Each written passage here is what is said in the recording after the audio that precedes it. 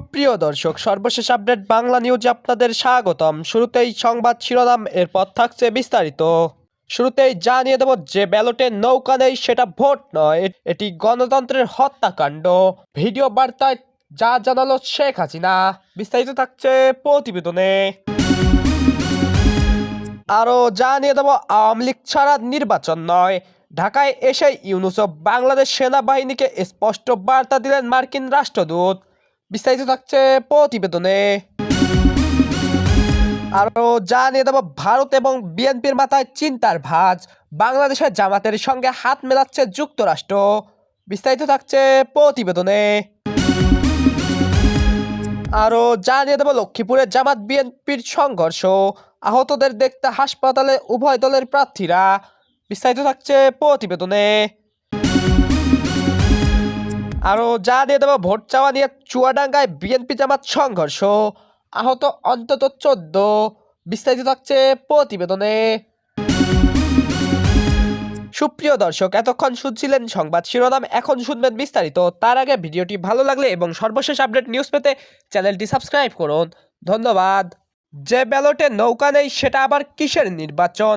এই প্রশ্ন এখন দেশের প্রতিটি মহল্লা, পাড়া প্রতিপাড়া গর্জে উঠছে।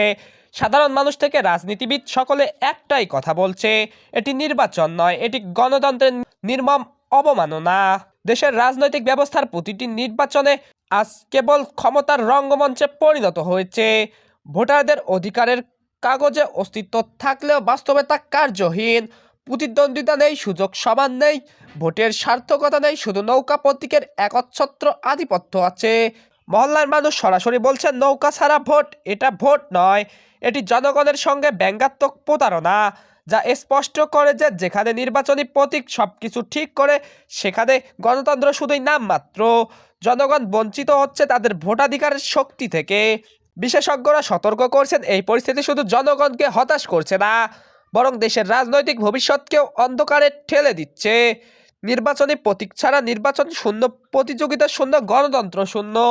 যারা এখন এই পরিস্থিতি উস্কে দিচ্ছে তারা শুধুমাত্র ক্ষমতার খেলা খেলছে দেশের ভবিষ্যতের উপর।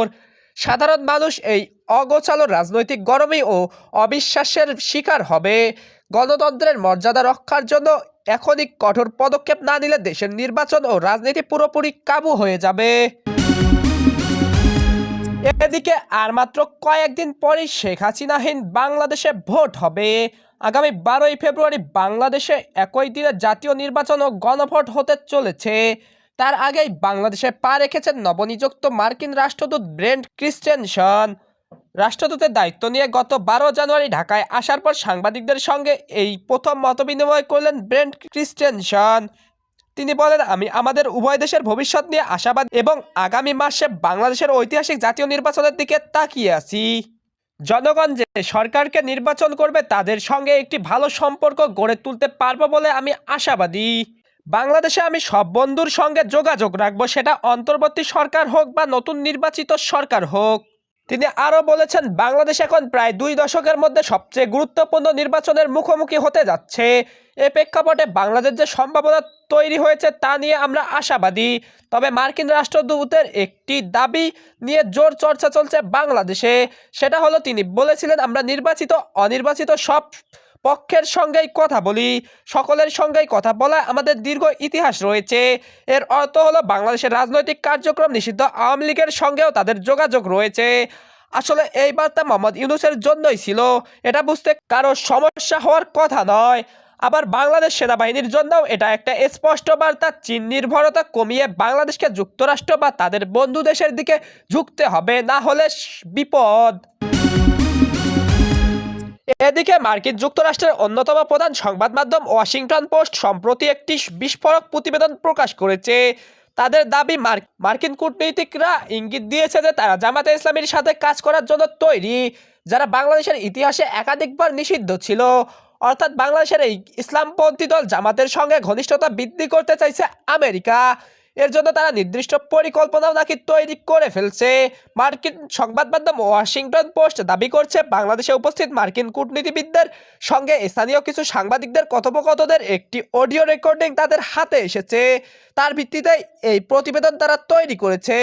সেখানে মার্কিন কূটনৈতিক বলেছেন, আমরা জামাতের সঙ্গে বন্ধুত্ব করতেই চাই, আপনারা কি ওদের সঙ্গে কথা বলতে পারবেন, ওরা কি আমাদের অনুষ্ঠানে আসতে রাজি হবেন। কথোপকথন অনুসারে ওই মার্কিন কূটনৈতিক দাবি করেছেন, বাংলাদেশের ক্ষমতায় এলেও জামাত তাদের কট্টর ইসলামপন্থাকে বাংলাদেশের উপর চাপিয়ে দিতে পারবে না, সেটা হলে মার্কিন যুক্তরাষ্ট্র পাল্টা 100% শুল্ক চাপিয়ে দেবে।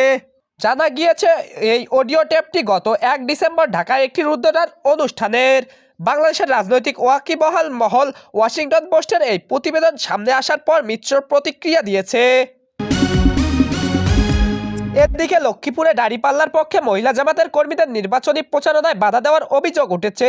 এ ঘটনায় তর্কাতর্কির এক পর্যায়ে বিএনপি ও জামাতের নেতাকর্মীরা মারামারিতে জড়িয়ে পড়ে। এতে অন্তত 6 জন আহত হয়েছে। রোববার বিকেলে সদর উপজেলা বশিকপুর ইউনিয়নের শিবরামপুর গ্রামে মারামারির ঘটনা ঘটে। রাতে স্থানীয় বাজারে হামলার প্রতিবাদে বিক্ষোভ করে জামাত। মারামারির ঘটনায় আহত কয়েকজনকে সদর হাসপাতালে ভর্তি করা হয়েছে। তাদেরকে দেখতে রাতে প্রথমে লক্ষ্মীপুর 2 আসলে দাঁড়িপাল্লার প্রার্থী ও জেলা জামাতের আমির SUM রুহুল আমিন ভূঁইয়া হাসপাতালে যান। এ সময় তিনি বিএনপির ক্ষোভ প্রকাশ করেন।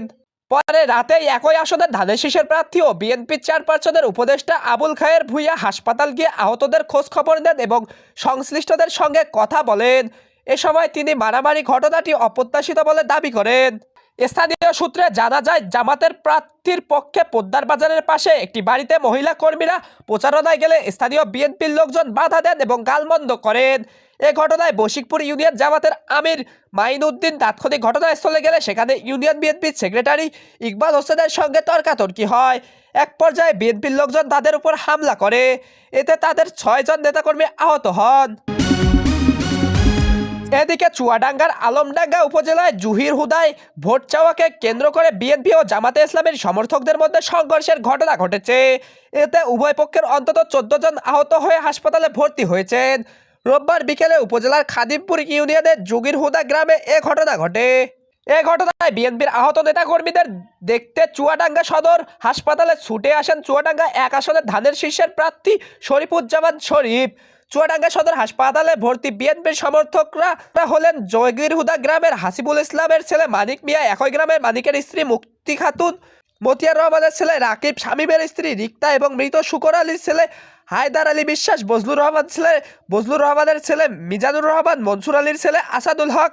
অন্যদিকে জামাতে ইসলামের 5 জন সমর্থক আহত হয়েছে বলে জানিয়েছে চুয়াডাঙ্গা 1 আসনে জামাতে ইসলামের মনোনীত প্রার্থী অ্যাডভোকেট মাসুদ পারভেজ রাসেন। তারা হলেন অল্টু, মাসুদ বাদশাহ, আরিফুল ও ইমরান।